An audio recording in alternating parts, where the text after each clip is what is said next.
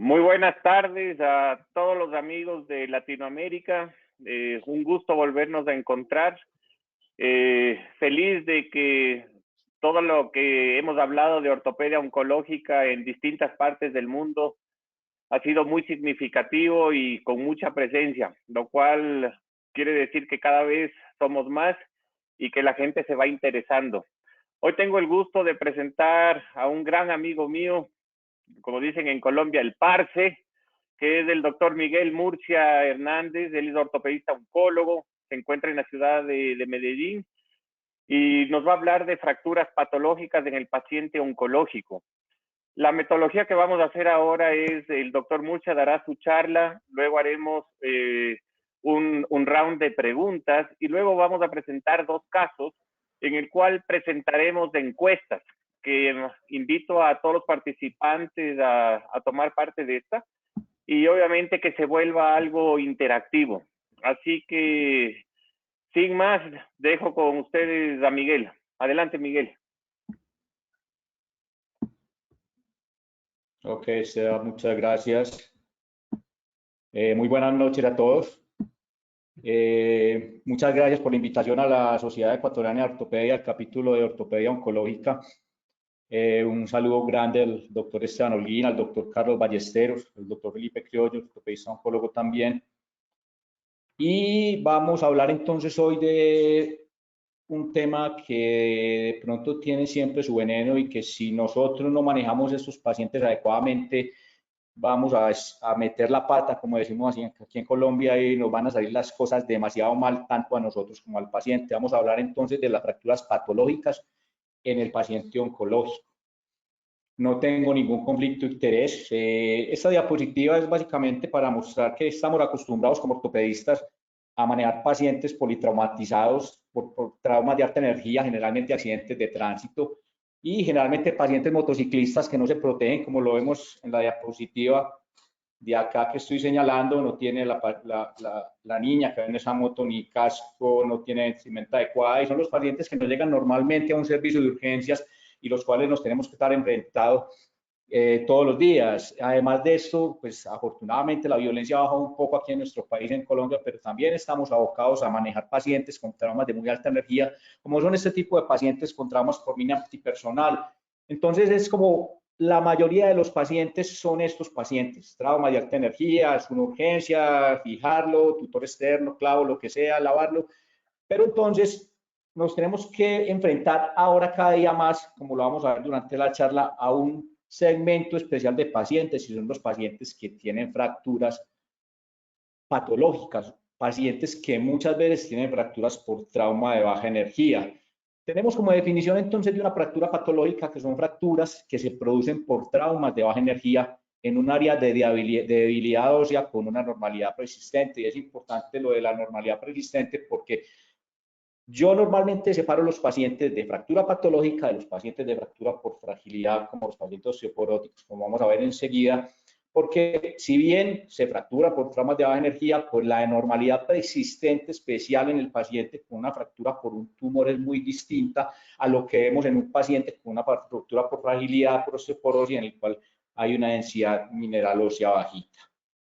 Es importante entonces dividir esos pacientes para tener como una especie de esquema semántico en la cabeza y poder así como enfocarnos bien en lo que vamos a manejar en esta charla. Entonces tenemos que pacientes con una fractura sin un trauma significativo los podemos dividir en dos grupos. Pacientes que tengan un hueso anormal, que son los pacientes con fractura patológica, que son a los que me voy a referir durante toda esta charla, y pacientes que tengan una fractura sin trauma significativo en un hueso normal. Estos pacientes entonces a su vez los podemos dividir en pacientes que tengan un hueso suficiente, que son pacientes que tienen fracturas por estrés o fracturas por sobrecarga, o pacientes que tengan un hueso insuficiente, que son los pacientes que tienen normalmente un diagnóstico de osteoporosis. Ahora, en la actualidad, también estamos cada vez viendo más pacientes con complicaciones secundarias al tratamiento de osteoporosis con bifosfonatos o con antirresortivos en general, que hacen una especie de fractura que no son por fragilidad y no son patológicas, que se denominan fracturas atípicas, de lo cual pues no voy a profundizar mucho en esta charla. Entonces es importante tener siempre en cuenta estas causas misceláneas de fracturas en pacientes sin trauma significativo, perdón. Entonces podemos tener pacientes con una fractura en un hueso débil, en un hueso frágil, como son los pacientes con fracturas por osteoporosis, en este caso una fractura de radio distal muy inestable, bien impactada. Tenemos también pacientes que pueden hacer fracturas por traumas de baja energía en un hueso suficiente, como es este paciente con una fractura de la diáfisis del segundo metatarsiano, en el cual tuvimos una fractura por estrés, un paciente trotador, y es muy distinto el origen de su fractura, a pesar de que fue un trauma de baja energía. Tenemos también pacientes con huesos que predisponen a fracturas, como son las enfermedades osteosclerosantes. En este caso tenemos un paciente con una fractura muy compleja de cadera, muy difícil de manejar, como un paciente con osteopetrosis. Y lo que les mencionaba ahorita, entonces, cada vez más estamos viendo pacientes con fracturas atípicas, complicaciones secundarias a los antirresortivos en los pacientes con osteoporosis. Cuando nos enfrentamos entonces a un paciente con una fractura patológica, tenemos que tener varias cosas en cuenta. No solamente los tumores malignos o las metástasis se pueden fracturar, también podemos tener fracturas en tumores benignos. Este es un ejemplo, este es un paciente que tenía un defecto cortical fibroso en la parte distal del fémur y jugando fútbol, corriendo, ni siquiera con un trauma, se presentó esta fractura supracondilia de fémur y posteriormente le hicimos el manejo con esta placa como la ven aquí, ni siquiera resecamos la lesión, solamente hicimos la osteosíntesis porque son tumores que tienden a cicatrizar en el tiempo. Estos son otros ejemplos. Este es un paciente con una lesión mixta en toda la región del cuello femoral, paciente con un quiste óseo unicameral del fémur, el cual tuvo una fractura no desplazada y se hizo esta fijación con este clavo cefalomedular y con injerto óseo. Entonces también podemos tener pacientes con tumores malignos que se pueden fracturar y estos son los que tenemos que tener más en cuenta para poder manejarlos en forma satisfactoria. Pueden ser pacientes con tumores malignos primarios, como en este caso un paciente que tuvo una fractura por osteosarcoma, como lo ven acá, es una lesión apolillada en la parte supracondilia del fémur con una reacción perióstica que se ve muy bien en esta resonancia, en esta radiografía, perdón, o podemos también tener pacientes con fracturas patológicas por tumores malignos secundarios, como son pacientes con enfermedad metastásica ósea, o como es en este caso, paciente con una fractura trocantérica por un mieloma múltiple, deben ser de múltiples lesiones de sacabocado que produce este tipo de patología. Entonces, el paciente oncológico cada vez toma más importancia por varias consideraciones especiales. Lo primero es porque cada vez son más frecuentes. La sobrevida de los pacientes cada vez es mayor debido a los múltiples tratamientos, a los múltiples biológicos, a las múltiples terapias que se están manejando ahora. Y es por eso que muchos pacientes que antes tenían unas sobrevidas muy pequeñas, como los pacientes con cáncer de pulmón, ahora los vemos que duran 3, 4 años en buenas condiciones generales. Entonces es muy importante tener esto en cuenta. Cuando estamos al frente de un paciente oncológico, lo primero que tenemos que definir en el manejo del paciente es qué objetivo nos vamos a trazar. Podemos tener un objetivo que sea de curación, por ejemplo, en pacientes con tumores benignos o en pacientes con tumores malignos que no tengan enfermedad metastásica visceral, o podemos tener un objetivo de paliación cuando tenemos pacientes, por ejemplo, con enfermedad metastásica ósea o pacientes con tumores malignos que ya tengan metástasis pulmonares o metástasis poliostóticas en hueso. Eso es importante definirlo desde el principio. Hay que tener en cuenta que los factores implicados en la fractura en el paciente oncológico no solamente la destrucción cortical y medular asociada al tumor que tiene el paciente. Podemos tener fracturas patológicas por una debilidad mecánica, por la biopsia. Podemos tener fracturas patológicas por necrosis tumoral que es producida por la quimioterapia o, por ejemplo, fracturas por fragilidad en un paciente con cáncer y asociada a osteoporosis producida por los tratamientos, por ejemplo, en los pacientes con cáncer de seno que tengan tratamiento con inhibidores de las aromatasas. Y esto es importante entonces porque si yo tengo un enfoque inadecuado desde el principio con estos pacientes, el pronóstico de este paciente va a ser ominoso y generalmente no va a ser bueno y vamos a dar al traste muchas veces hasta con la extremidad del paciente y obviamente vamos a poner en riesgo también la vida de él si no hacemos las cosas como se deben hacer. Entonces es importante tener en cuenta varios principios generales. Lo primero es que estos pacientes requieren siempre manejo multidisciplinario y les voy a dar énfasis durante toda la charla porque estos pacientes no se pueden manejar solamente por el ortopedista oncólogo. El paciente tiene que tener un manejo integral con dolor y cuidados paliativos, con oncología clínica, radioterapia, patología, radiología musculoesquelética, etcétera. Entonces, siempre tenemos que tener esto en cuenta y lo ideal es manejar a estos pacientes en una institución de tercer o cuarto nivel. Lo segundo, y creo que es un mensaje muy importante de esta charla, es que una fractura patológica no es una urgencia. Estos pacientes no debemos correr, a diferencia de los pacientes que veamos ahorita politraumatizados en accidentes de tránsito, por mina antipersonal, etcétera, a fijarlos, a operarlos inmediatamente. Lo primero que tenemos que hacer es un enfoque muy adecuado para que con ese enfoque que tengamos y con los conocimientos que apliquemos podamos hacer un diagnóstico exacto y de acuerdo con eso definir el tratamiento. Por eso es que el planeamiento tiene que ser juicioso y de este planeamiento juicioso depende el pronóstico de este paciente. Y siempre tenemos que individualizar el tratamiento de estos pacientes. No es lo mismo un paciente con una fractura de fémur por una enfermedad metastásica ósea que un paciente con una fractura de fémur por un osteosarcoma, como lo vamos a ver más adelante. Siempre es importante hacer una estadificación juiciosa y en eso tenemos que tener varias cosas en cuenta. Lo primero es que tenemos que hacer los estudios que necesitemos hasta que demos con el diagnóstico del paciente. Estos pacientes no se deben estabilizar inmediatamente, los podemos meter en una férula, en un brace, etcétera, mientras hacemos todos los estudios que sean necesarios, hacer las radiografías adecuadas. En muchos de estos pacientes debemos hacer gamografías óseas, debemos hacer TAC si es necesario, sobre todo en pacientes que tengan una fractura patológica sin un primario conocido, hacer TAC de tórax, TAC de abdomen, etcétera, porque con eso podemos orientar al diagnóstico del paciente. Si estamos sospechando un primario, pensar en una resonancia simple y contrastada y posteriormente en una biopsia. Debemos tener en cuenta que muchas veces vamos a necesitar biopsia en estos pacientes. Normalmente en este tipo de pacientes necesitamos biopsia en pacientes que tengan una enfermedad metastásica ósea única, o sea, monostótica, o en paciente en que estemos sospechando que tiene un tumor primario maligno o agresivo, que no sepamos de dónde viene esa lesión. Para que con esto podamos tener un diagnóstico exacto y después de tener un diagnóstico exacto, definir qué tipo de tratamiento vamos a hacer y dado el caso, si estamos autorizados para hacerlo, llevarlo a cirugía, que es lo que la mayoría de las veces más nos gusta a nosotros como ortopedistas. Entonces, es importante tener eso siempre en cuenta.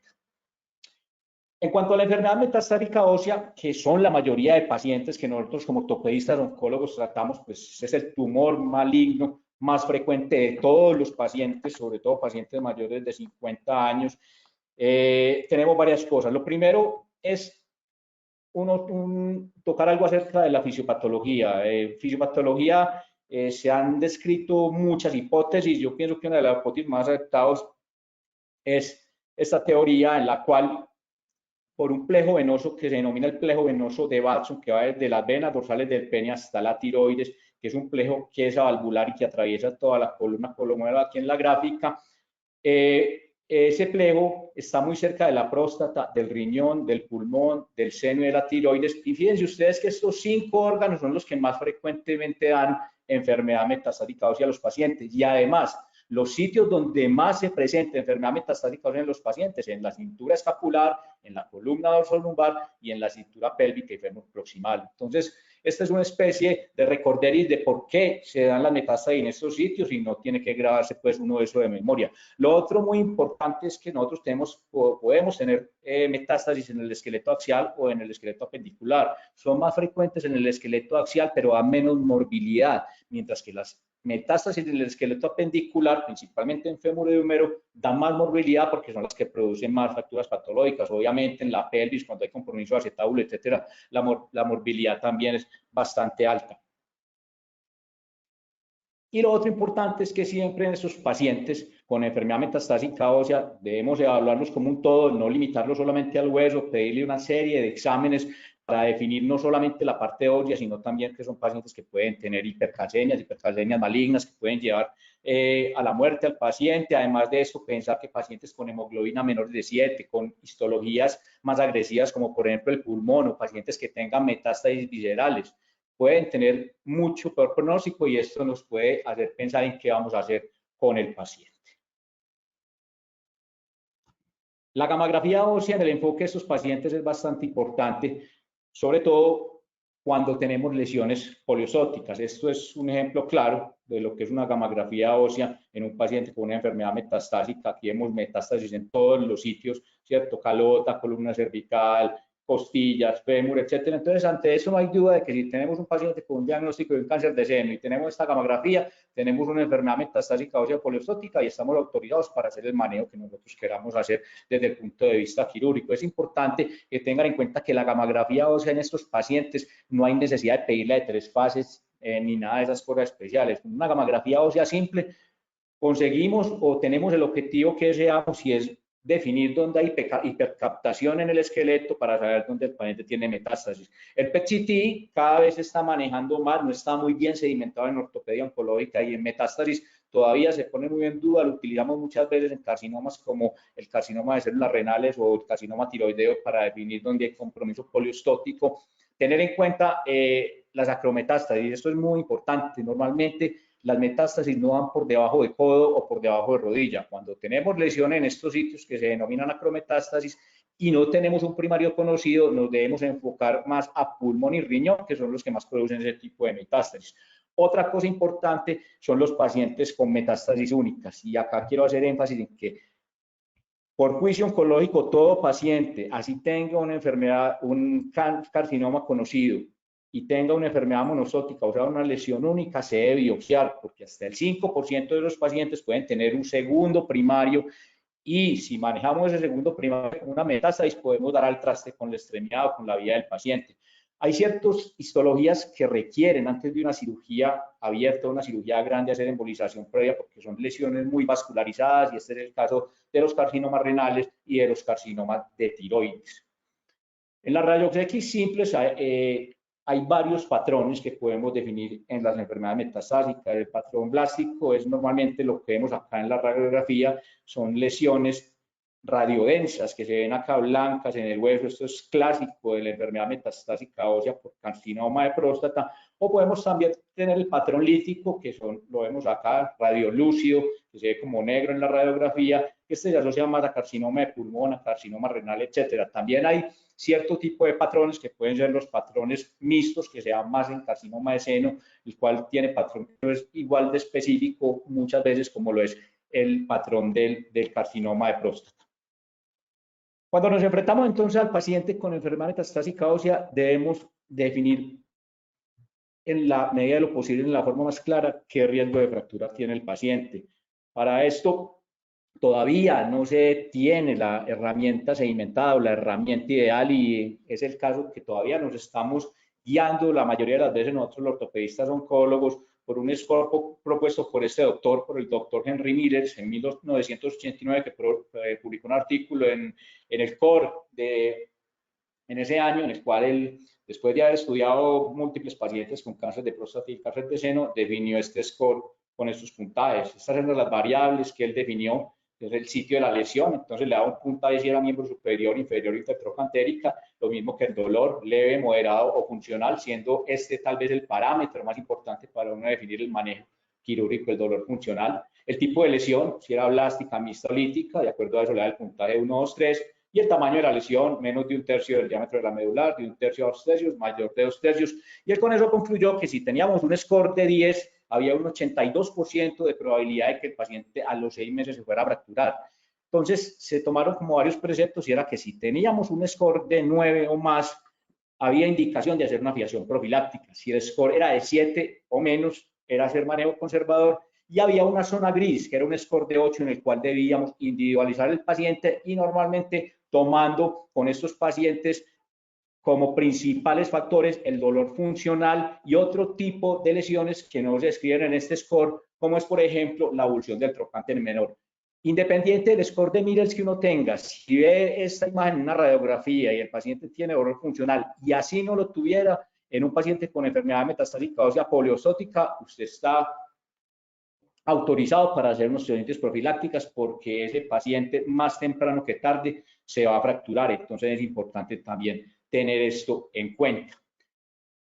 Las tendencias actuales en cuanto al riesgo de fractura pues nos han definido muchísimas cosas. Lo primero es que pues, el score de Miller lo seguimos manejando porque es mucho más práctico, pero definitivamente se ha llegado a la conclusión que el TAC es como la herramienta ideal en estos momentos, debido a que los trabajos en que se basa actualmente la decisión de riesgo de fractura son prospectivos, con un valor predictivo bajo.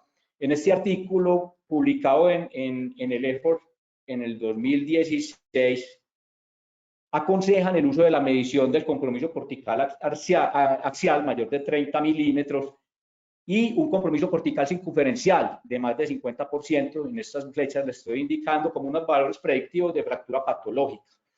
Esto todavía en rayos X convencionales. Actualmente, entonces, se define que el TAC es como el futuro para nosotros. De pronto ya en otros países lo tienen un poquito más estandarizado y se está manejando una herramienta que se define como análisis de rigidez estructural basado en la tomografía, que es mucho más sensible y específico que el score de Miller, y ya hay muchos trabajos que están manejando este software. Lo que pasa es que la disponibilidad en nosotros todavía no está, y entonces seguimos basándonos en el Mires para poder tener una estimación del riesgo de fractura en estos pacientes. Otra cosa muy importante en este tipo de pacientes es la sobrevida. Y es importante definir la sobrevida de estos pacientes, aunque nosotros no somos vagos y podemos definir exactamente cuánto va a vivir este paciente, pero sí hay varios autores que han definido unos modelos para poder hacer un pronóstico en la sobrevida de los pacientes con metástasis de huesos largos, incluso de columna.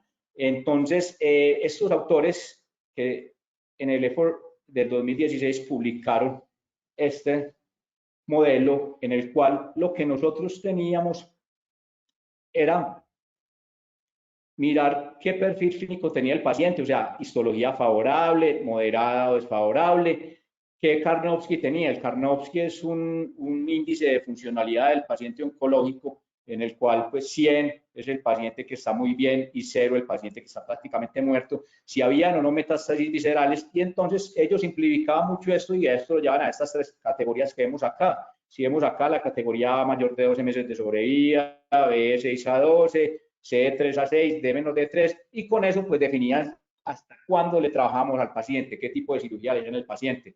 De todas formas, era un modelo que era bastante simplificado, y entonces posteriormente los suecos y los ingleses, con un modelo bayesiano que desarrollaron un instrumento que se llama el PAD-FX. PAD-FX es un instrumento que es bastante sencillo de utilizar.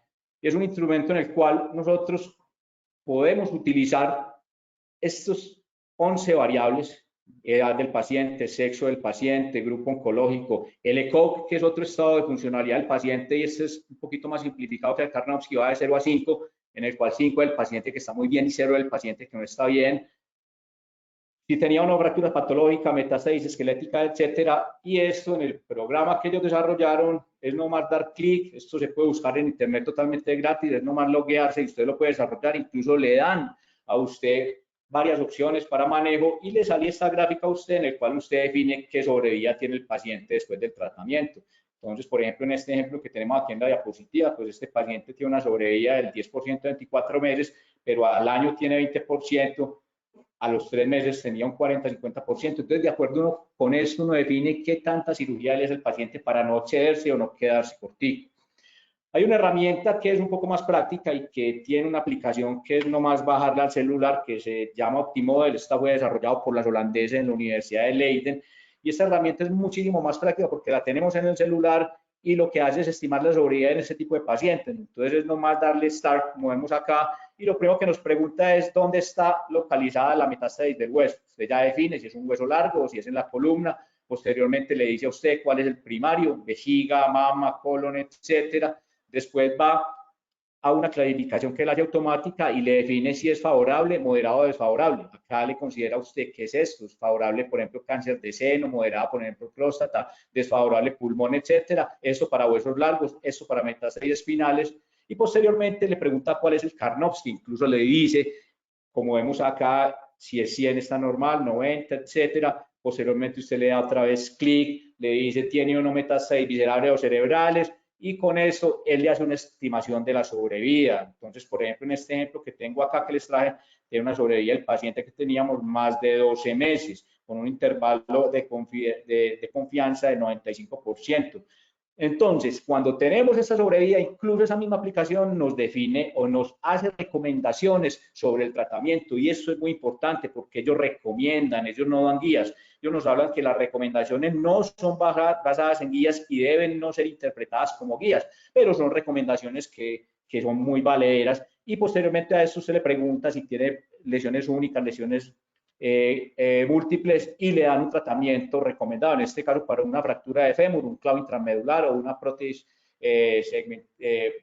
segmentaria, etcétera. Entonces ya con eso se puede definir cierto tipo de parámetros para cuánto va a ir este paciente. Ya de acuerdo con eso, usted va a definir qué manejo le va a hacer. La mayoría de los pacientes, a mi modo de ver, metastásicos, hay que hacerles algo. Un paciente con una fractura patológica por una enfermedad metastásica ósea, no se le va a quitar el dolor a menos que estalicemos esta fractura. El porcentaje de que un paciente consolide solo con una fractura patológica por metástasis es más bajo del 30%. La mayoría no van a consolidar, van a tener muy mala calidad de vida, no se van a poder mover, altos requerimientos de opioides. Entonces, en la medida de lo posible, estos pacientes los tenemos que operar.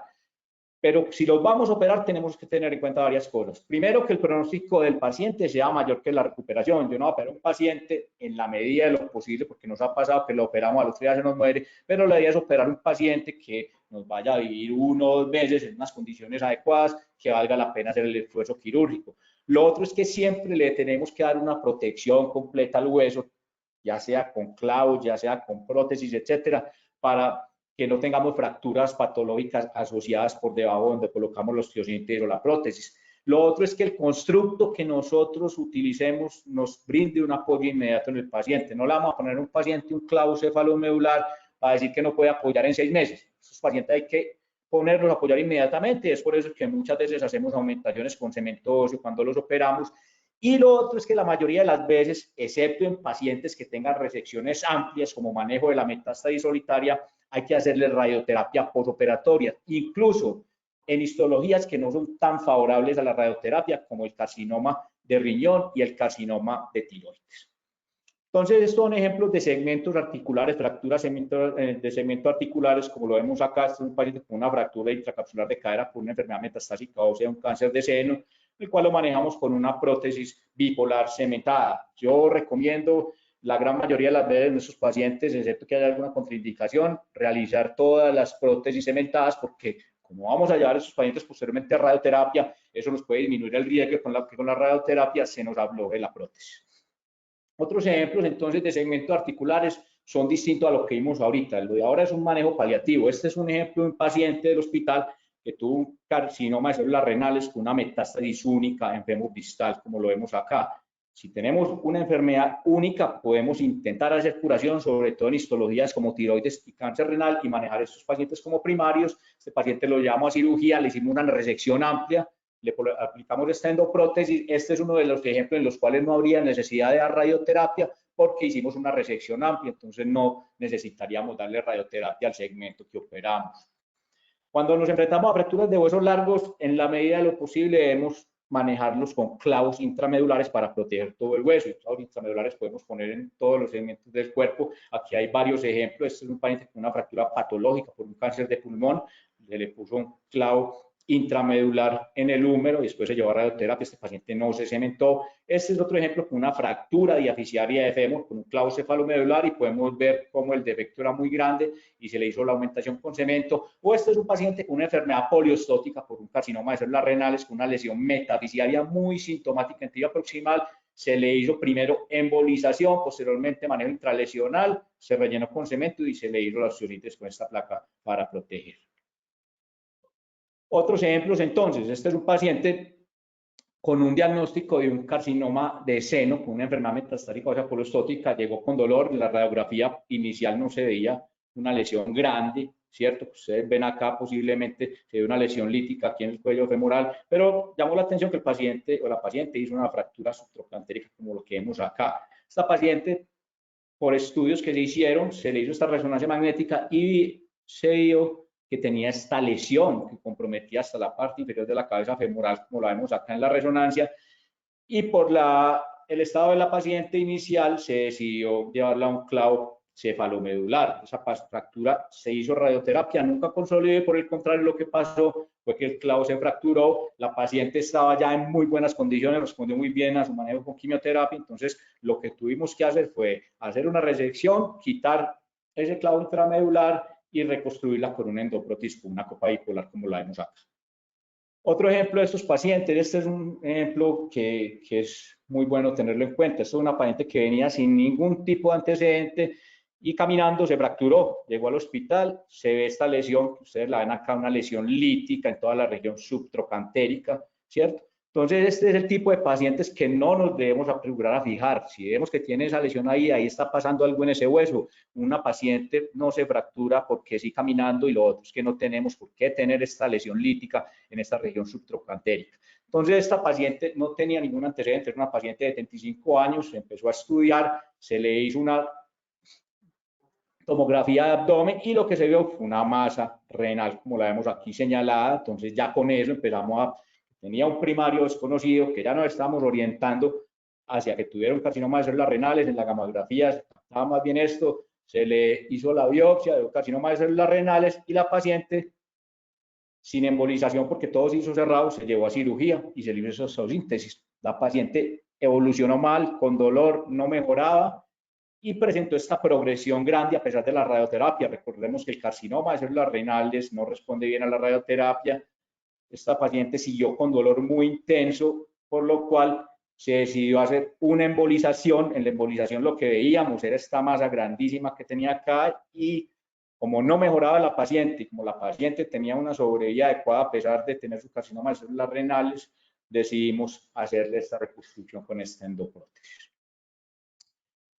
Hay pacientes con enfermedad metastásica ósea que pueden tener criterios de amputación. ¿Cuándo? Cuando la osteosíntesis falla y no podemos hacer más para quitarle el dolor. Es un paciente en muy malas condiciones, con dolor inmanejable, y no tenemos como la autorización, incluso por los staff, como para meternos a una cirugía de reconstrucciones amplias como una endoprótesis. Lo otro es que tenga una unión dolorosa que sea inmanejable también desde todo punto de vista por la parte ortopédica, que se ulcere la metástasis, como es este caso, una metástasis ulcerada por carcinoma de células renales, que haya una recidiva local después de los manejos, o que el paciente tenga un linfedema severo, que el dolor sea intratable. Esta es otra opción para manejar los pacientes. El tratamiento médico, entonces, siempre hay que tenerlo en cuenta. Lo primero es la analgesia, y ya la hacemos con los doctores de dolor y cuidados paliativos. Siempre la quimioterapia, la hormonoterapia debe ser un piedra angular en la mayoría de estos pacientes. Los antirresortivos también están indicados, sobre todo en pacientes con cáncer de próstata, cáncer de seno. Debemos manejar, o sea, bifosfonato si no hay ninguna contraindicación, o en pacientes que tengan insuficiencia renal, o en pacientes con mieloma múltiple, manejar denosumab, que también es un antirresortivo. La criolación es para hacer manejo local en las metástasis. No va a profundizar mucho en esto, lo mismo que la radiofrecuencia. Una utiliza frío, la otra utiliza calor, pero se pueden incluso combinar con aumentaciones con cementoplastia. Y lo pongo en rojo porque es demasiado importante, siempre la radioterapia va a ser piedra angular en el tratamiento médico de estos pacientes. Cuando tenemos un tumor óseo maligno primario con una fractura patológica, el enfoque es totalmente distinto. Nos pueden llegar cosas como esta, pacientes con lesiones gigantes por tumores malignos, en este caso un paciente con un osteosarcoma. Entonces, con esto ya tenemos que empezar a tener en cuenta varias cosas distintas. Los tumores malignos son poco frecuentes, ¿cierto? Hasta el 1% de los tumores apenas en hueso pueden ser malignos, ¿cierto? Los principales que tenemos que tener en cuenta, dependiendo de la edad del paciente, cuando están adolescentes, es el sarcoma, el sarcoma Ewing. En pacientes mayores de 50 años, el principal tumor óseo maligno es el condrosarcoma. Y nos pueden llevar a tener fracturas patológicas en un 5 a 10% de estos pacientes. Estos pacientes se fracturan, como hablábamos ahorita, no solamente por la destrucción medular que tenga el tumor, sino también por complicaciones, incluso por la biopsia. Los principios básicos, entonces, cuando estoy sospechando una fractura patológica en un paciente con un tumor óseo maligno, se resumen en esta diapositiva. Lo primero, y otra vez, tengámoslo en cuenta, evitar la fijación precoz. Ejemplos tenemos muchos, ahorita les voy a mostrar. Este es el ejemplo que les mostraba ahorita en las diapositivas iniciales, fractura patológica de fémur. Ustedes manejan este paciente y lo enclavijan inmediatamente sin hacer ningún tipo de estudio, pues obviamente lo que va a pasar es lo que vamos a ver ahorita. Lo otro es la estadificación adecuada. Si yo estoy pensando en un tumor maligno primario, lo tengo que estadificar y además de la radiografía que ya tengo, antes de ponerle nombre y apellidos del tumor con una biopsia, pues tengo que hacer ciertos exámenes para estadificarlo y estos exámenes están la gamografía ósea, el TAC de tórax, la resonancia magnética. Mire el ejemplo de la paciente que veíamos la radiografía, mire la resonancia en estos cortes coronales, el compromiso extracompartimental tan grande que tenía, pues ya con estas imágenes, uno dice, esta paciente tiene un osteosarcoma hasta que se demuestre lo contrario, pero obviamente hay que hacerle biopsia porque hay que ponerle nombre y apellido y definir qué tipo de osteosarcoma tiene, para de acuerdo a esto meternos en una quimioterapia de adyuvancia, si la paciente responde bien, pues llevarla a una cirugía posteriormente en la medida de lo posible y un salvamento de extremidad. Entonces, de estos principios básicos depende la buena evolución de los pacientes con este tipo de fracturas patológicas. ¿Qué debemos evitar? Este ejemplo que les voy a poner acá. Este es un ejemplo de un paciente que tuvo una fractura en diciembre del 2018 en un área de Colombia que se llama el Chocó, un área bastante lejana pues, a ciertas capitales. Y el paciente estaba jugando fútbol, un paciente de 16 años, sin ningún antecedente, venía con dolor en el muslo hace más o menos 3 o 4 meses y tuvo esta fractura, ¿cierto? Una fractura que si uno la ve acá solamente porque no teníamos más proyecciones de lo que nos mandaron, de donde lo manejaron inicialmente, pues uno dice, ¿no? De una fractura diaficiaria bajita de fémur que la podemos manejar, pero es muy importante la anamnesis del paciente y ningún pelado de 16 años se fractura jugando fútbol corriendo nomás. No le pegaron ninguna patada, entonces fue una fractura por baja energía en un paciente de 16 años. Entonces, eso lo tenemos que tener en cuenta porque hay que investigar un poquito más. El paciente lo remitieron a Medellín, a un sitio donde no había en ese momento ortopedia oncológica, lo evaluó un ortopedista el 31 de diciembre, le dio esta radiografía y lo que hizo fue hacerle una osteosíntesis con este clavo intramedular. De pronto ya acá viendo retrospectivamente veíamos una lesión, algo lítica en esta parte donde está el foco de fractura, pero bueno, en ese momento no sospecharon nada, el paciente le dieron de alta, a los 2 meses volvió el paciente a la misma institución con estas imágenes. Y lo que vemos acá es que hay una fractura que obviamente no ha pegado, acá ya vemos algo de reacción perióstica, pero supusieron que era callo óseo. Entonces, por la evolución tan mala que tuvieron este paciente, lo que los doctores pensaron era que tuvieron infección. Lo llevaron a cirugía, le hicieron varios lavados, desviamientos, este paciente no mejoró, por el contrario empeoró y acá ya sí vemos una lesión blástica, con una reacción perióstica importante que no ha pegado pues obviamente. Entonces ya con esto se les prendió la lucecita 4 meses después de haberlo operado y les dio por hacer una resonancia magnética. Esta es la resonancia magnética que tenemos de este paciente, este es corte coronal, este es un corte sagital, miren la masa tan inmensa que tenía en ese fémur distal, miren el compromiso en el plano axial que tenía, prácticamente 360 grados, y ya con esto le hicieron una biopsia, y obviamente la biopsia diagnosticó un osteosarcoma convencional, con este diagnóstico nos lo remitieron al hospital, ya tiene todo el canal femoral contaminado, lo único que pudimos ofrecerle a este paciente fue una desarticulación de cadera, el paciente posteriormente evolucionó muy mal, la quimioterapia de adyuvancia no le sirvió, hizo metástasis pulmonares, una recidiva de la lesión en donde se hizo la desarticulación a pesar de tener márgenes libres y el paciente falleció. Entonces, esto es lo que debemos de evitar, debemos ser muy juiciosos en la anamnesis del paciente, mirar con mucho cuidado en pacientes que se fracturen por traumas de baja energía la radiografía y si tenemos la duda, equivoquémonos a favor del paciente, hagamos los exámenes que sean necesarios o preguntémosle a alguien que tenga nociones en ortopedia oncológica, que para eso están todas las tecnologías ahora, para evitar este tipo de fracasos terapéuticos que se pueden presentar. No todos los pacientes para esto. Esto es otro paciente que tuvo una fractura patológica de húmero sobre una lesión mixta, como la vemos acá en el húmero proximal. Aquí vemos la fractura patológica. El paciente se le hizo quimioterapia en adyuvancia. Esta es la resonancia magnética que teníamos. Miren el compromiso que había, era un osteosarcoma de húmero proximal. Y este paciente sí nos dio para buena respuesta a la quimioterapia, lo llevamos a cirugía. Este es el intraoperatorio del paciente. Esta es la resección que hicimos y se le hizo una reconstrucción en un paciente de 14 años con un compuesto aloprotésico, como lo vemos acá. Esto hasta este sitio donde está el hueso más radiodenso es aloinjerto. Sobre ese aloinjerto se puso esta prótesis de húmero y se fijó con esta placa filos al húmero del paciente, con una evolución bastante adecuada, necrosis del 100%. Muchas veces nos encontramos con estos pacientes que ya no tenemos nada que ofrecer y que obviamente lo único que podemos hacer es una desarticulación interescapulotorácica, que fue lo que le tuvimos que dar a este paciente como manejo paliativo, no como manejo curativo, porque ya tenía metástasis pulmonares. Entonces, yo les propongo un algoritmo de tratamiento. el algoritmo de tratamiento es bastante simple. Entonces, lo primero es fractura patológica, siempre sospecharla, siempre con la historia clínica, con los rayos X, definir que la puede tener, definir que puede haber un tumor, ya sea primario o sea metastásico, que está comprometiendo el uso del paciente. Entonces, no corramos a operarla. Lo primero es inmovilizarla con un yeso, con un brace, hágale un estadiaje, hágale radiografías, tomografías, resonancias, biopsia, interconsúltela por ortopedia oncológica, lo que sea, pero no se aceleren a enclavijar o a fijar estos pacientes. Posteriormente, con eso, defina con la biopsia si es un tumor óseo primario, sea el que sea, osteosarcoma, sarcoma de Ewing, condrosarcoma, dependiendo de eso, ya se va a definir el manejo.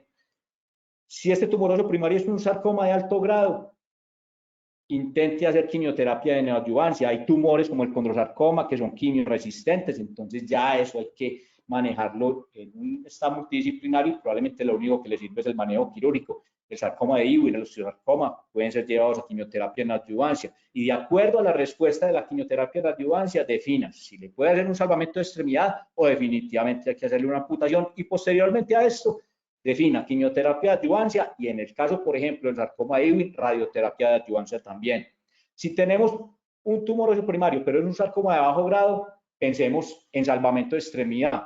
Ejemplo, osteosarcoma parostal. El osteosarcoma parostal es un osteosarcoma de bajo grado por definición, en el cual la quimioterapia de neoadyuvancia inicialmente no está indicada y el manejo quirúrgico se debe entrar a hacer idealmente con un salvamento de extremidad si es posible. Si tenemos un tumor benigno estadio 3, o sea, en la clasificación de Enneken, un tumor muy agresivo, pues pensar si podemos hacer un manejo con una resección amplia y una reconstrucción, por ejemplo, en un tumor de células gigantes. En la enfermedad metastásica ósea, debemos definir entonces de entrada si es monostótica o poliostótica. Si es monostótica y es de buen pronóstico, por ejemplo, carcinoma de células renales o carcinoma tiroideo, manejarla con una resección amplia, con quimioterapia y posteriormente o antes de la cirugía que le hagan la nefrectomía y esos pacientes pueden ir muy bien, incluso curarse. Si la enfermedad monostótica es de mal pronóstico, que eso hay que definirlo muy bien con el oncólogo, ya entrar a definir, por ejemplo, los pacientes con carcinoma de pulmón, pues entonces entraría a hacer una fijación y posteriormente la quimioterapia. Si la enfermedad metastásica es poliostótica, eso está autorizado para fijar la fractura. Y además, evaluación con oncología y quimioterapia. Todos estos pacientes, en la medida de lo posible, excepto a los que les hagamos resección amplia, deben ser llevados a radioterapia de adyuvancia. En conclusión, entonces, este tipo de pacientes está en aumento cada vez más por los que le decía, los pacientes tienen una sobrevida mucho mayor. Además de esto, tener en cuenta siempre que esto no es una urgencia. Los pacientes se pueden demorar 5, 7 días, una semana, 2 semanas hasta definir el diagnóstico, pero sin diagnóstico no le hagamos ningún tipo de tratamiento quirúrgico, por favor. El manejo siempre tiene que ser multidisciplinario y por eso debe ser en la medida de lo posible en instituciones de tercer o cuarto nivel que tengan un grupo oncológico juicioso. Para tener un manejo exitoso debemos siempre hacer un diagnóstico correcto y esto solamente nos lo va a dar todo lo que vemos en esta diapositiva. Vuelvo y les insisto, el manejo multidisciplinario es piedra angular en el tratamiento de estos pacientes. Mucho ojo con las lesiones monostóticas en los pacientes así tengan un carcinoma diagnosticado. Lesión monostótica por juicio oncológico es igual a biopsia.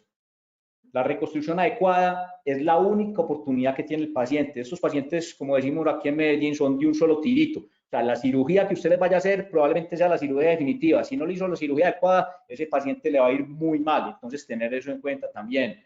Todos los pacientes, en la medida de lo posible, ir con radioterapia.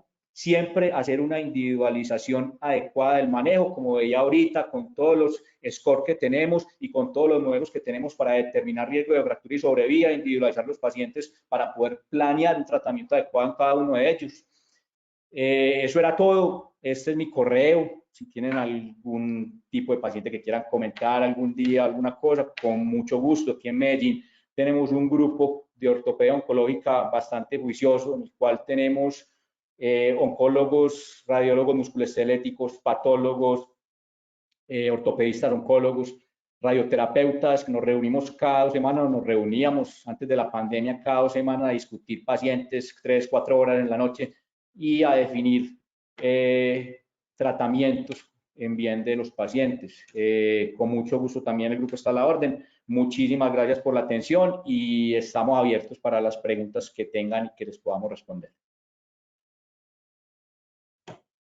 Doctor Murcia, muchas gracias, brillante su exposición, creo que nos dio un paseo de por dónde debemos abordar a este tipo de pacientes que creo que cada vez son más frecuentes en las urgencias.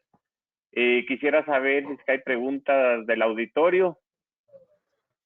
Muy buenas, doctor. Todavía no tenemos preguntas del auditorio. Por favor, cabe de resaltar que las preguntas deben ser direccionadas en el apartado de chat o preguntas que se encuentra dentro de la aplicación. Ok. Doctor Murcia, yo sí le tengo una pregunta. ¿En qué casos hace aumentación del paciente? ¿Usted tiene algún parámetro para el momento que realiza una osteosíntesis profiláctica hacer aumentación con cemento? Sí, pues yo creo que hay varios parámetros a tener en cuenta cuando vamos a realizar la aumentación. Lo primero es definir el sitio donde es la fractura, donde está la lesión. Por ejemplo, si yo tengo una lesión que es diaficiaria en el fémur, en el cual el abordaje para llegar hasta ella es relativamente sencillo, a mí no me queda la duda de que debo abrir, resecar la lesión y realizar la aumentación con cemento. Otro parámetro importante es la histología de las lesiones. Como vimos en la charla, los pacientes que tienen carcinoma de células renales o carcinoma de tiroides normalmente no van bien con la radioterapia. Entonces, si yo les voy a poner, por ejemplo, un cable intramedular, prefiero en ese paciente, antes de operarlo, embolizarlo, ponerle el clavo, abrir donde está la lesión, me va a sangrar mucho menos con la embolización si fue efectiva, y hacer la aumentación con cemento. Como me decía un gran amigo y profesor, el doctor Kevin Raskin de Harvard, del Mass General, en la medida de lo posible, cuando uno tenga un abordaje que es sencillo para llegar a la lesión, se debe cementar. Hay pacientes, por ejemplo, que la lesión es en el trocánter menor y tienen una histología de un cáncer de seno. Yo pienso que en este tipo de pacientes, por el tipo de abordaje que uno tendría que hacer mucho más complejo para cementar, pues podría obviar la cementación, porque además de esto la radioterapia va a ser mucho más efectiva. Entonces, como decía en la charla, siempre tenemos que individualizar a estos pacientes para poder definir a cuáles vamos a hacerle de cemento o no. Ok, aquí tengo una pregunta. Nos preguntan, en un paciente con una fractura patológica por un osteosarcoma, el momento que usted hace el estudio de extensión encuentra un skip metástasis. ¿Cuál es su proceder? ¿Le cambia su Yo conducta? pienso que, pero metástasis pulmonares. Pulmonares y un Porque, skip metástasis en el mismo segmento. Ok, ok.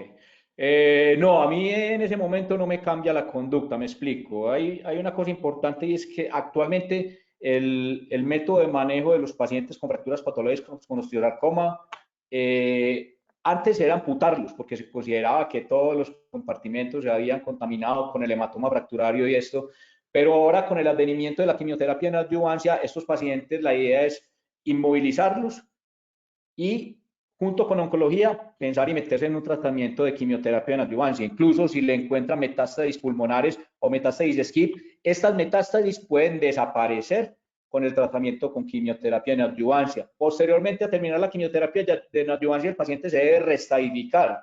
Se debe hacer otra resonancia, otra gamografía, otra tomografía de tórax y de acuerdo con eso ya tomar la decisión. Incluso pacientes con metástasis pulmonares resecables se les puede hacer o se les debe hacer manejo con salvamento de extremidad si es posible después de la quimio y posteriormente al control local del tumor, los cirujanos de tórax pueden hacer la resección de las metástasis y el paciente evolucionar en forma adecuada.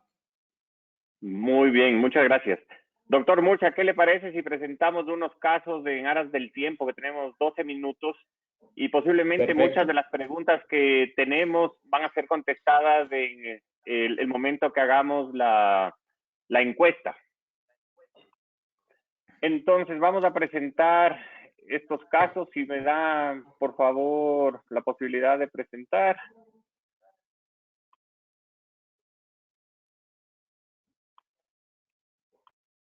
Entonces,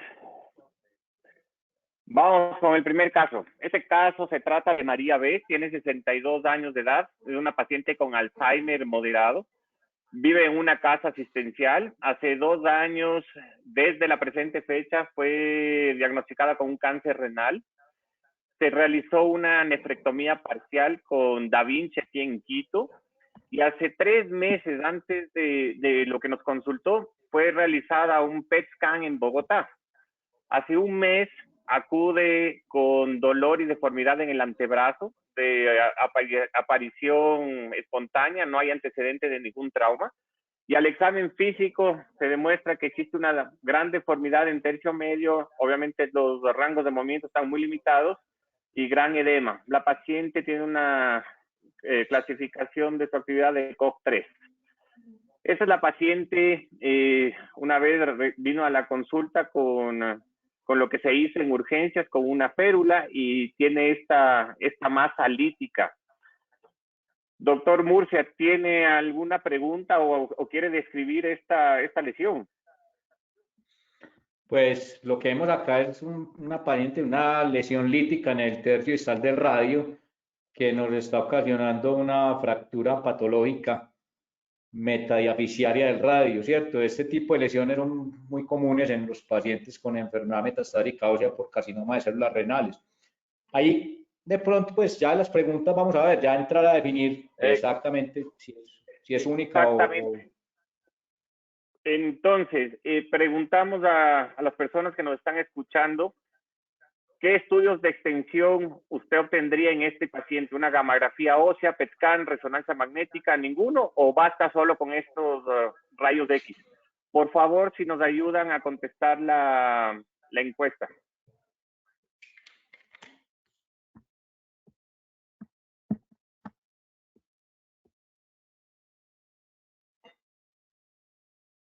Usualmente vamos a dar 45 segundos para contestar, por favor.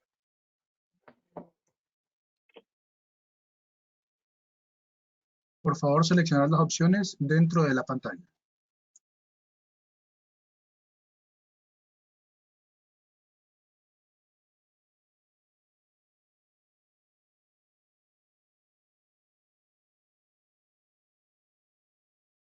Listo, Eduardo, ¿nos muestra el resultado, por favor?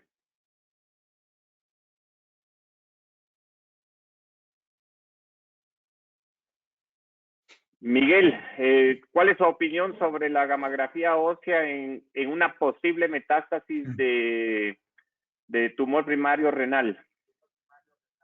Es lo que la pues yo estoy de acuerdo votó. Sí, yo estoy de acuerdo con la respuesta porque creo que nos puede mostrar si es una lesión mono o poliostótica.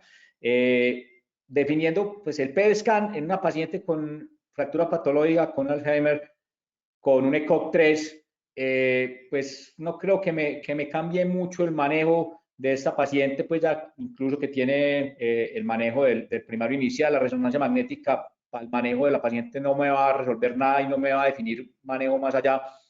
Entonces yo también pienso que le haría una gamografía ósea a esta paciente y de acuerdo a eso podría definir el manejo.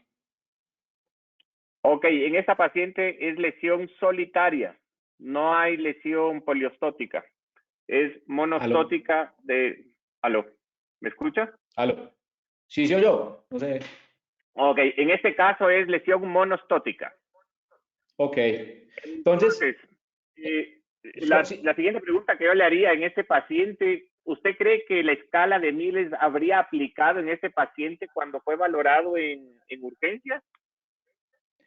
¿Con esta radiografía? Sí. No, porque es que ya está fracturada. Sí, o sea, claro. El Miller yo lo aplico si tengo una inminencia de fractura, pero ya tenemos una fractura, entonces ya hay que definir el manejo independiente de ese score. Entonces el Miller acá no tendría ninguna. Correcto. Javier. Estamos de acuerdo. Esa paciente con lesión monostótica, ¿cuál sería su método primario para determinar la sobrevida? Realmente siento monostótica no es determinante, usaría la de la Sociedad Musculoesquelética, la del Comité Americano, Tomita, Linden, Bauer, o el Pad Fracture y o si no la holandesa. Me indica para continuar con el sondeo. ¿Aló? Me indica para poner el sondeo. Sí, el Optimodel. Sí, por el sondeo. Debe salir de la pantalla completa. Listo. Por favor, votemos en las personas que están todavía.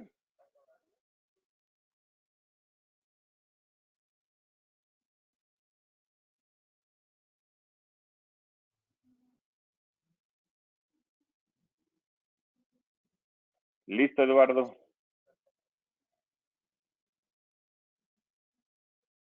Están votando todavía, doctor. 5 segundos.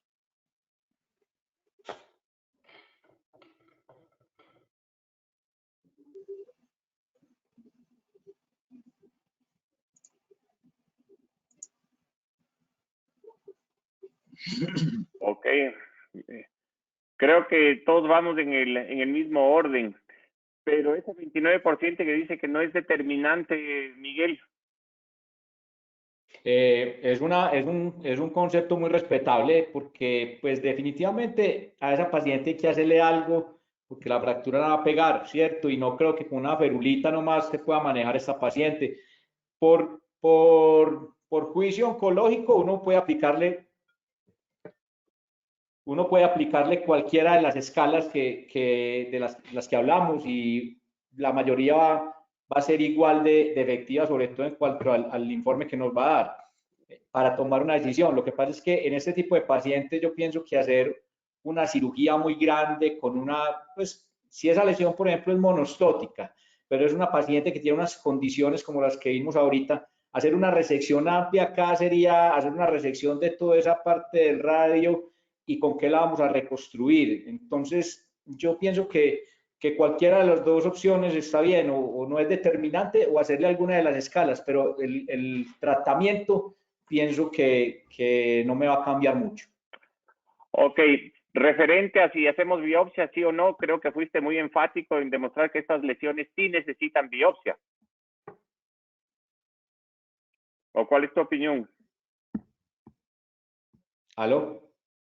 Aló. ¿Aló? Referente aquí a la biopsia, tú fuiste enfático al afirmar que este tipo de lesiones sí necesitan, es una indicación de biopsia.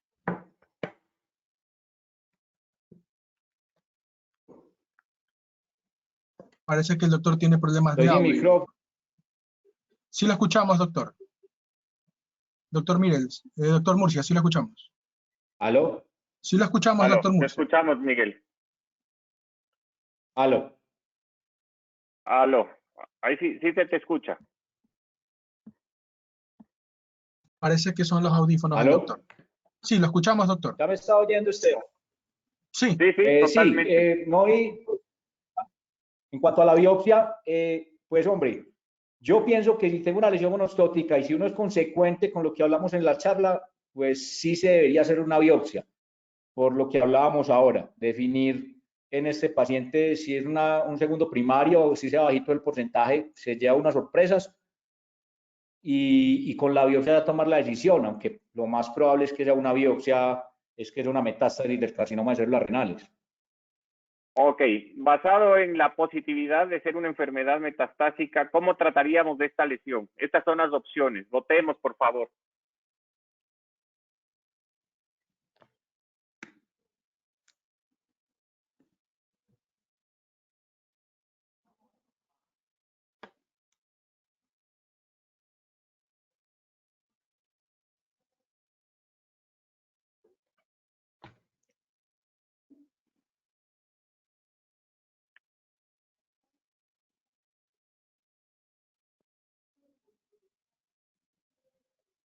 Veamos la respuesta, Eduardo, por favor.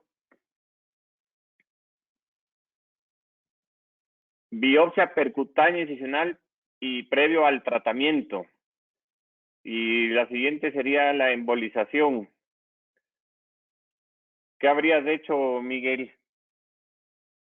Sí, yo la biopsia, pues en este paciente, por ser un carcinoma de células renales que sangran bastante, hubiera intentado hacer una biopsia con aguja, ¿cierto? Incluso se puede hacer guiada con intensificador de imágenes, una aguja trocar, toma una buena muestra y el patólogo se le interpreta. Y posteriormente a esto, si le voy a hacer un manejo con resección de la metástasis, osteosíntesis y posible cemento, preferiría embolizarla antes porque así sean lesiones pequeñas, sangran demasiado y estos pacientes nos pueden complicar bastante si no embolizan. Frente a la embolización, hay mucha gente que dice que en este tipo de lesiones se puede usar torniquete y que pueden tener algún tipo de variación y ayuda dentro de la cirugía. ¿Tú crees eso? Yo personalmente no utilizo torniquete en ninguna de las cirugías que hago, sea ortopedia oncológica o sea trauma. Yo prefiero hacer la hemostasia que se necesite entrando a hacer la cirugía. En pacientes, por ejemplo, en salvamentos de extremidad, cuando es posible lo pongo, pero no lo subo, más por si tengo un accidente, si tengo una lesión vascular y eso, para poder hacer un control intraoperatorio. Pero definitivamente yo creo que el torniquete no va a reemplazar la embolización en estos pacientes con carcinoma de células renales, entonces pienso que está indicado hacer la embolización.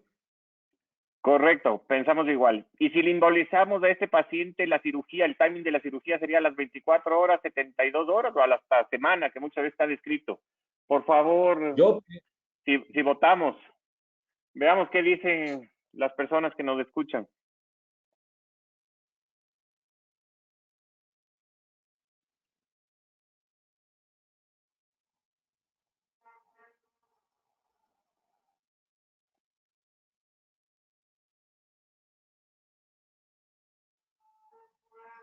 Listo, Eduardo, vamos, por favor. A las 72 horas, correcto, creo que esa sería la conducta de todos, ¿no?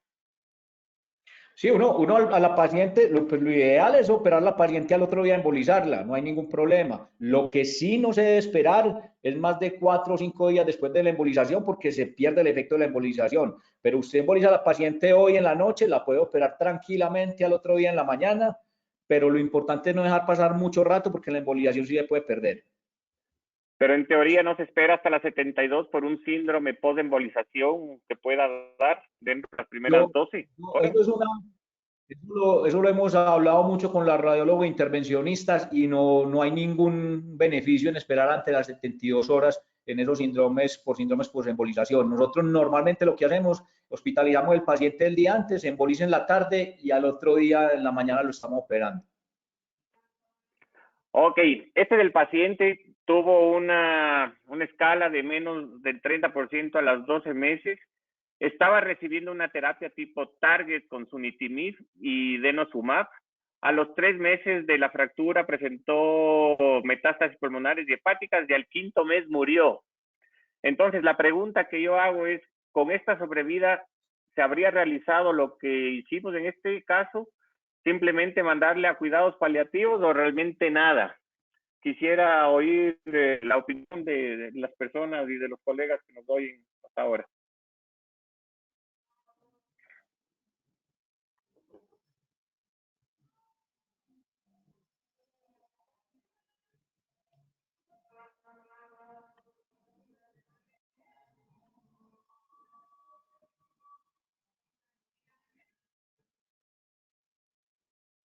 Listo, Eduardo. Si nos muestra, por favor. Cirugía, estamos de acuerdo. Estamos de acuerdo. De acuerdo. ¿Alguna De acuerdo. Okay. Vamos al siguiente caso, rapidísimo. Miguel, les muestro. Esta es la señora Daniela R., 53 años, tiene un antecedente de CA de seno, estuvo con quimioterapia y una cirugía, mastectomía bilateral, hace 3 meses a lo que consulta. Presentó dolor y deformidad en codo derecho al caer de su altura en una caminata matutina. Ella ya refería dolor previo y aumento de volumen de su codo. Al examen físico, dolor, edema, deformidad, y ella tiene un ECOG 1. Estas son las radiografías de la señora. La pregunta que hacemos al auditorio es, ¿hay que hacer estudios de extensión en este caso? ¿Sí o no?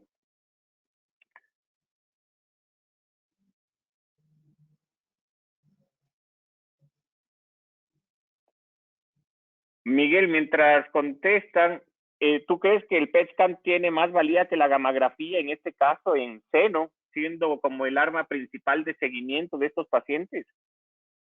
Sí, pues ahí sería, pues, es superior el PET scan a la gamografía ósea para definir sobre todo si tiene metástasis tanto óseas como viscerales, ¿cierto?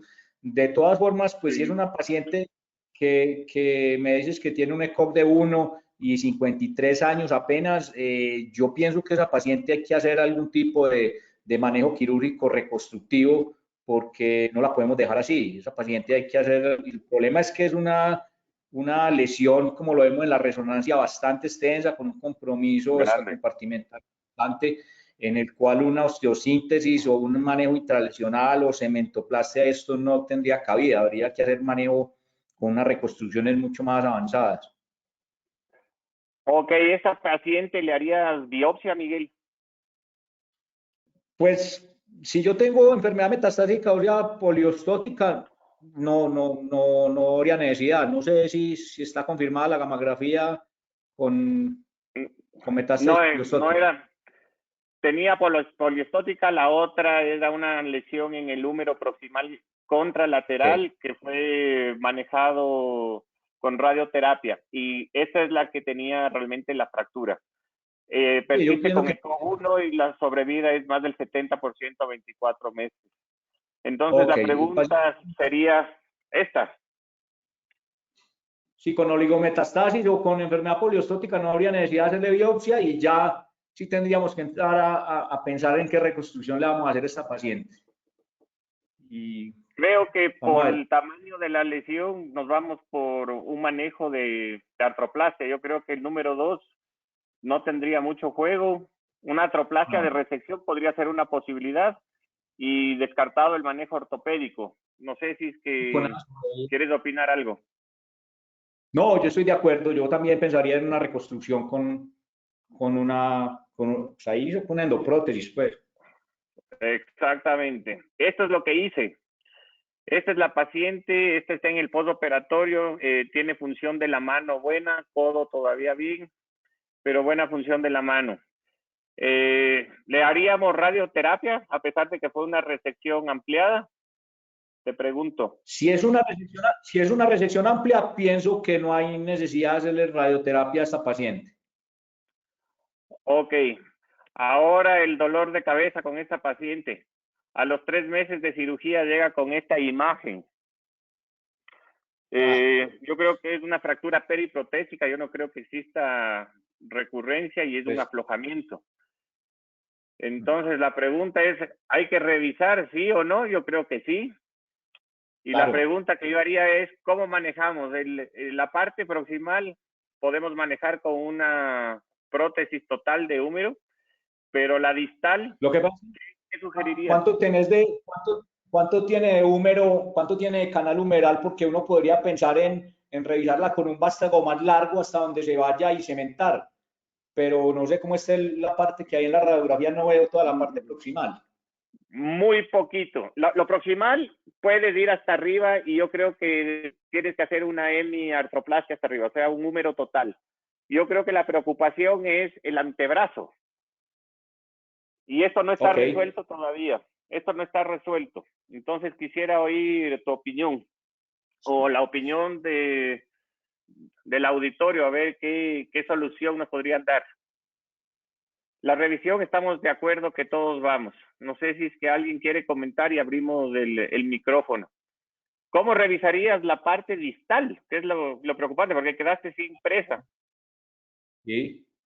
Lo que pasa es que mira que pues, si le vas a poner un número total, pues tendrías que utilizar un vástago muy grande, pues muy largo en la parte del cúbito, ¿cierto? Difícil, porque es que por lo que yo veo en estas radiografías, el stock óseo de esa paciente es muy malo. Pésimo, pésimo. Le dejamos No, balance. No sé si es que alguien de los que nos está escuchando tiene una idea. Doctor, es un- Sería bueno.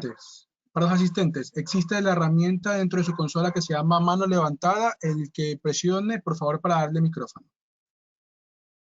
Ok, quisiéramos oír si está alguno de los colegas en Colombia, aquí en el Ecuador. Sé que tenemos colegas de República Dominicana también conectados, de Chile.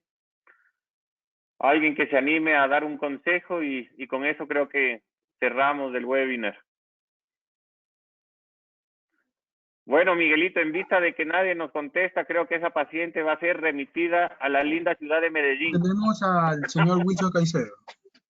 Listo, si le puedo poner en audio, por favor. Está en audio. Hola, Wilson. Buenas noches, Esteban. Mucho gusto, doctor. Murcia, mucho gusto. Un caso a mí me llama la atención los tejidos blandos del antebrazo. Mi pregunta es si es que tiene algún otro examen adicional. Me parece que hay tumor en partes blandas. Y si es así, considerar la posibilidad de una amputación. No hay tumor en partes blandas. Descartado le hicimos una resonancia magnética recién y no, en teoría no. Si no hay, yo creo que sí hay que revisarle. Yo creo que el húmero hay que hacer una hemiartroplastía. Y en la parte distal, sí ver un vástago más ancho y más largo. No te da ya, el stock óseo del cúbito ya no nos da más. Yo estaba pensando, y no sé qué opinión tienen, hacer como una técnica, en este caso, de un single bone arm, forearm, y el vástago distal colocarle al radio. No sé, ¿sí?